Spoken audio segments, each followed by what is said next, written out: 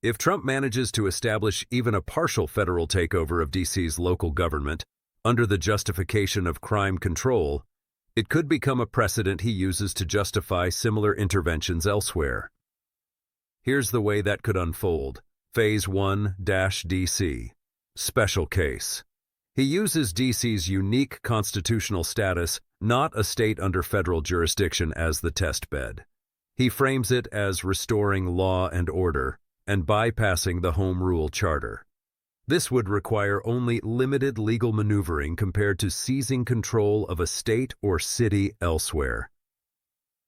Phase 2. Expanding the justification. Once the public is used to the idea that the federal executive can override local control for safety, he might argue that any city or state with out-of-control crime or failed leadership could require similar temporary oversight. Phase 3. Normalizing emergency powers. This is where it starts to look like martial law in spirit, if not in name.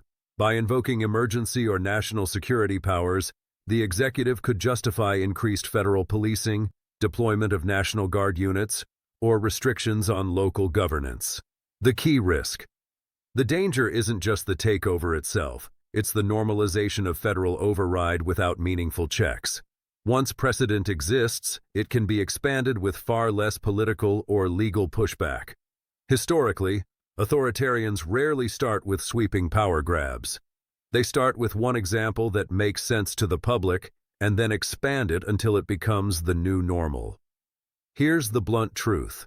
If Trump uses crime in Washington, D.C. as his pretext for asserting direct federal control, the concern is that it could be less about solving the crime problem and more about creating a legal and political foothold to normalize bypassing local authority. D.C. is unique. It's not a state, so Congress already has extraordinary oversight powers.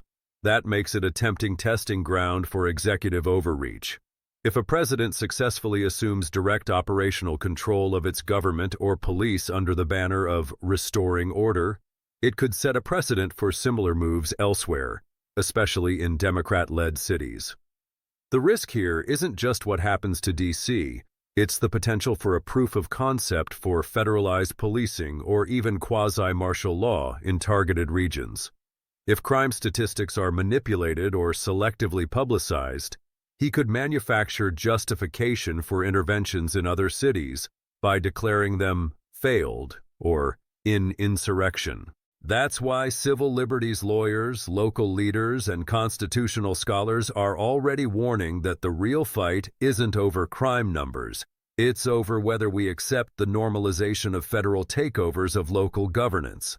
Once that door is cracked open, closing it again could be nearly impossible without a major court battle or political shift.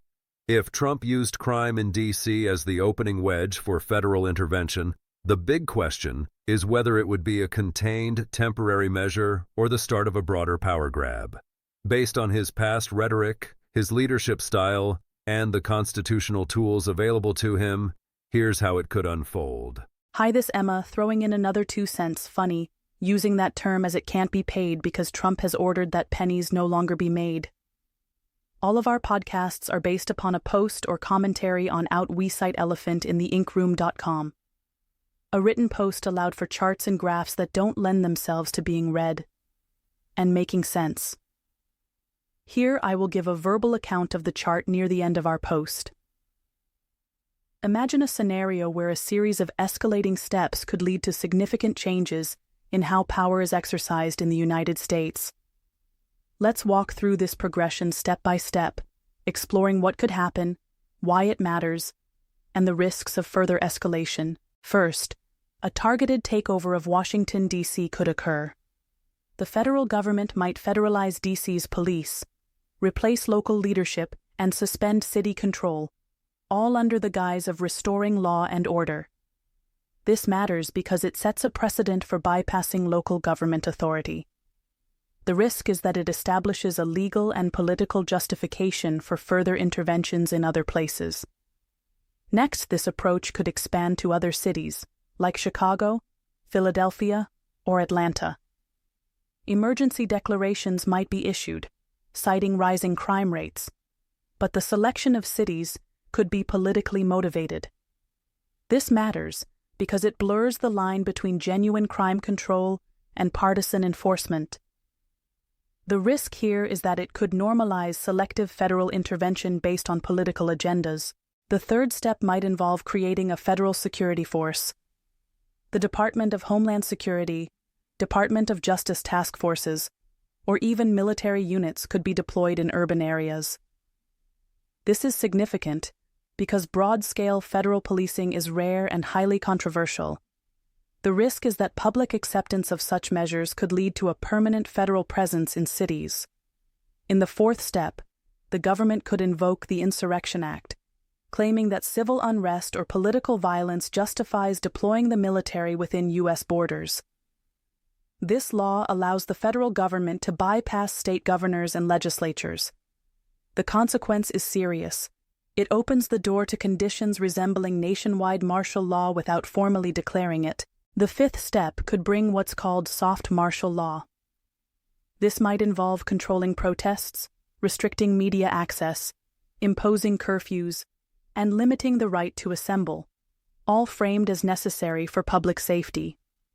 While presented as temporary, these measures could lack a clear end date. The risk is that they could become permanent under the logic of a continuing emergency.